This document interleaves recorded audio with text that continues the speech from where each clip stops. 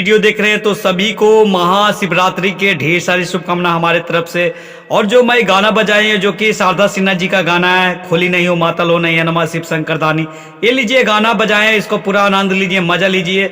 और भोलेनाथ से यही प्रार्थना करते कि जितना भी हमारे वीडियो देख रहे हैं तो सभी को मन का इच्छा पूर्ण करे भोलेनाथ। और ये लीजिए गाना सुनिए।